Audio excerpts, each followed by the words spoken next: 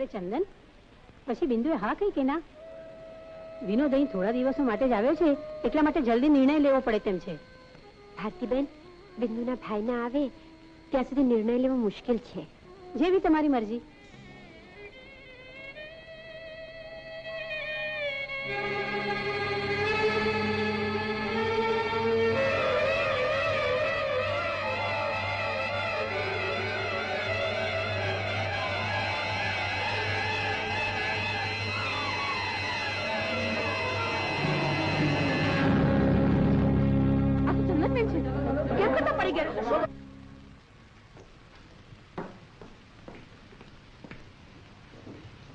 ભાભીની કેમ છે ડોક્ટર?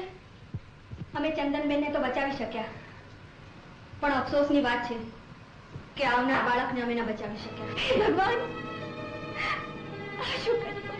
અને વધુ દુઃખની વાત તો એ છે કે પગથિયા ઉપરથી પડવાની થયેલી ઈજા એટલી બધી ગંભીર છે કે ચંદનબેન હવે ફરી કદી માં નહીં બનશે. ના ડોક્ટર, ના. આટલા વર્ષે મારા ભાઈના ઘરમાં છવાયેલી ખુશી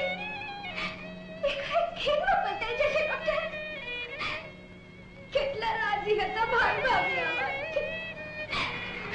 ભાઈ જ્યારે યુરોપ ગયા ત્યારે એના હૈયામાં ખુશી સમાતી નથી ડોક્ટર. ધીરજ રાખો બેન, ઈશ્વરના ઘર આગળ કોઈનું શું ચાલે? ઈશ્વર આટલું ક્રૂર નથી. દેવી જેવી મારી ભાભી, એના માટે આ બધું ના હોય ડોક્ટર. તમે તમારા ભાભીને મળી શકો છો. ભાભી, પરમને મેં શાપ આપ કર્યા હશે કે આખા કુટુંબને વિનાશને વાટે દોરી ગઈ. મારા જ કારણ આપના ઘરનો ચિરાગ રોશન થતા પહેલા જ બુઝાઈ ગયો. હું અભાગીણી આવી ત્યારથી જ ભાઈ ભાભી માટે એક શાપ બની ગઈ છું. રો નહીં બિંદુ, રો મારી બહેન. આમાં પણ કદાચ કોઈ ઈશ્વરી સંકેત હશે. ના ભાભી, ના. પાપ હું કરું અને સજા તમે ભોગવો. આ ઈશ્વરી સંકેત નહીં, અન્યાય છે, સરાસર અન્યાય. બિંદુ, દુનિયા જાણે છે કે મને બાળક આવવાનું છે. ઈશ્વરે સુખ ભોગવતા પહેલા જ છીનવી લીધું. હવે તારા બાળકને હું મારા સંતાન તરીકે ઉછેરીશ, જેથી આપના કુટુંબ, આપણા ખાનદાનની આબરૂ જળવાઈ રહે. પણ ભાભી, મૂંઝાઈશ નહીં બિંદુ. આ વાત તારી અને મારી વચ્ચે રહેશે. આ વિશે તે એક શબ્દ પણ ઉચ્ચાર્યો છે તો તને મારા સમ છે. આપણે અહીંથી કોઈ અજાણી જગ્યાએ ચાલ્યા જઈશું. અહીંથી બહુ દૂર, બહુ દૂર.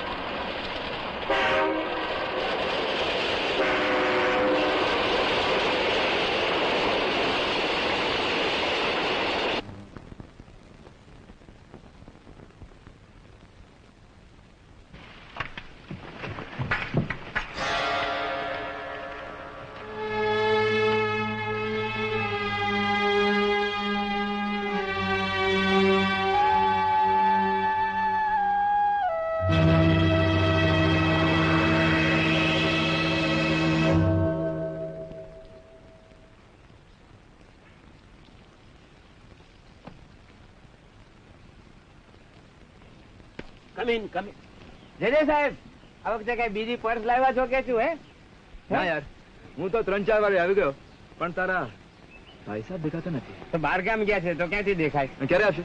હવે એ તો હુવાવડ કરવા ગયા છે.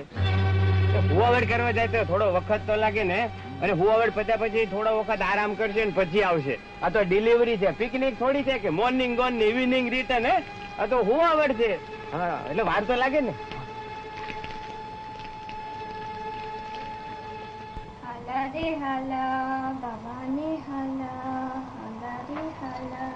સુઈ ગયો લાગે છે. લે આ લે.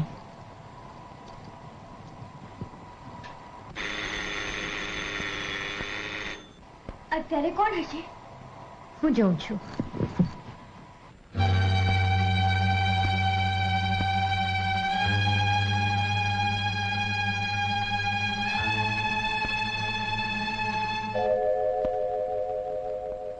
શું છે ભાભી?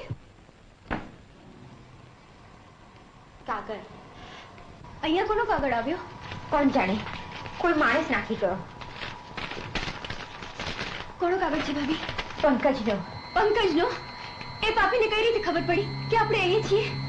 એક ગુનેગાર માટે જાસૂસી રમત વાત છે બિંદુ. શું લખે છે?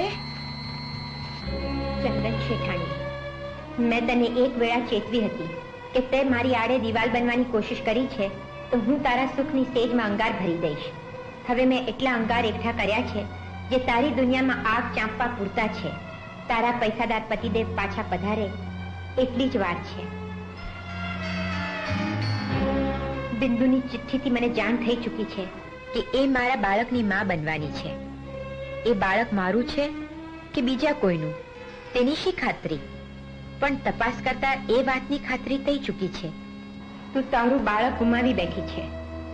તારા કુળની આબરૂ બચાવવા તે બિંદુના બાળકને તારા બાળક તરીકે ઓળખાવવાનું જે નાટક ભજ્યું છે તેમાં તારે મારી સલાહ લેવી જોઈતી હતી. હું ક્યાં પારખો છું? ચંદન શેઠાણી, તારા પતિદેવ અનિલ શેઠની મિલકત વડીલો પાર્જિત છે. તેમાં બિંદુ પણ અડધી વારસદાર છે. બિંદુનું બાળક મારું કે બીજા કોઈનું પણ હોય તેનો મને વાંધો નથી. મારે તો તેના હકની મિલકત જ જોઈએ છે અને તે મેળવવા માટે જ હું બિંદુ તથા બાળકને મેળવીને જ જંપીશ. હવે જો મારી આડે ઉતરીશ તો તારા ઘરની આબરૂને વેરના અગ્નિથી જલાવીને રાખ કરી દેતા હું અચકાઈશ નહીં. હું તમારી સેવામાં ખુદ હાજર નથી થઈ શક્યો કારણ કે હું પોલીસની સેવામાં છું. પંકજ, હવે આપણે શું કરીશું? બાબાનું શું થશે? તું ચિંતા શા માટે કરે છે? હું બેઠી છું ને. ભગવાન પર ભરોસો રાખ બિંદુ.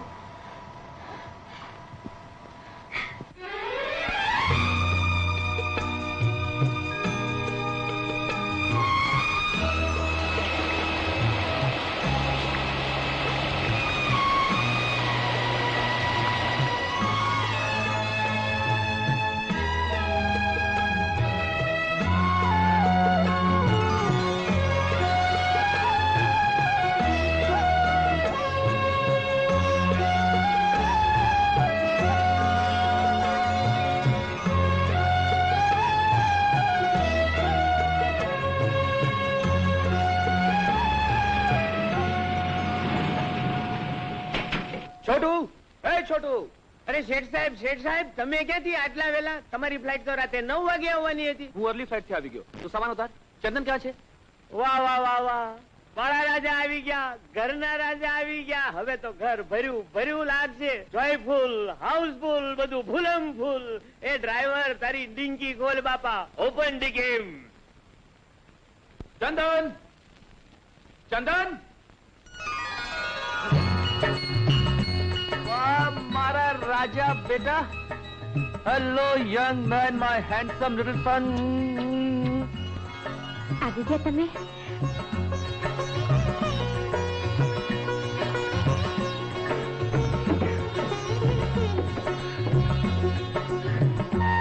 અનિલ, આપણા વચ્ચે એક યુગ વીતી ગયો. ના, હવે તો નવો યુગ શરૂ થાય છે. જાણે છે ચંદન, તારો લાલ શાહીથી લખેલો પત્ર મળે તે પહેલા જ મને એક સપનું આવ્યું હતું.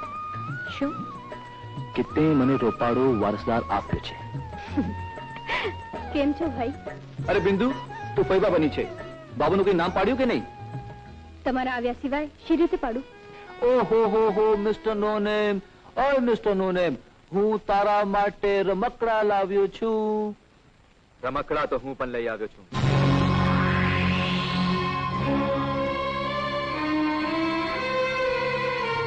વડોદરા આવતો હતો એટલે તારા મા બાપે મારી સાથે મુન્ના માટે રમકડા મોકલ્યા છે. તમે કોણ? હું એમના પિતાની ફર્મમાં એક સમય નોકરી કરતો હતો. કેમ, ભૂલી ગઈ મને ચંદન? મારા પિતાને ત્યાં તો સેંકડો માણસો કામ કરે છે. દરેકની ઓળખ ક્યાંથી હોય? અરે પણ તમે બેસો તો ખરા. ચંદનના પિતાએ મોકલ્યા છે તો તમે અમારા મહેમાન છો. તમારું નામ? પંકજ. પંકજ. હવે કઈ યાદ આવે છે ચંદન? અરે તમે બંને ઉભા છો શું? જાઓ પંકજભાઈ માટે ચા નાસ્તો લઈ આવો. તકલીફ લેશો નહીં અનિલભાઈ. હું રહ્યો ચંદનના પિયરનો માણસ. મારાથી અહીં કઈ લેવાય નહીં. અરે પણ આજા આજા આજા આજા આજા આજા. અરે વાહ મુન્ના રાજા, શકલ તો બિલકુલ બાપ જેવી છે. રહેવા દો. સારું, આજે હું રજા લઉં છું. હજી 7 દિવસ અહીં છું. ફરી આવીશ.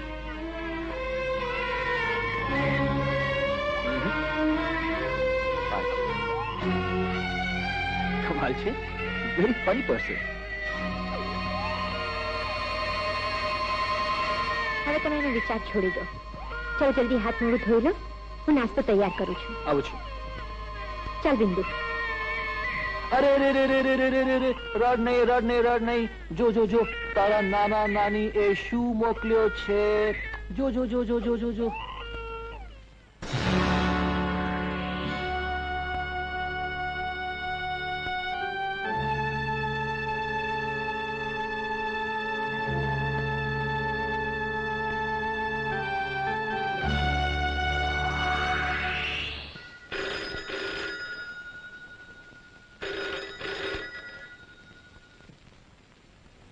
હેલો.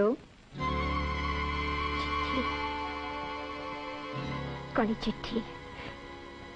કેવી ચિઠ્ઠી? Wrong number.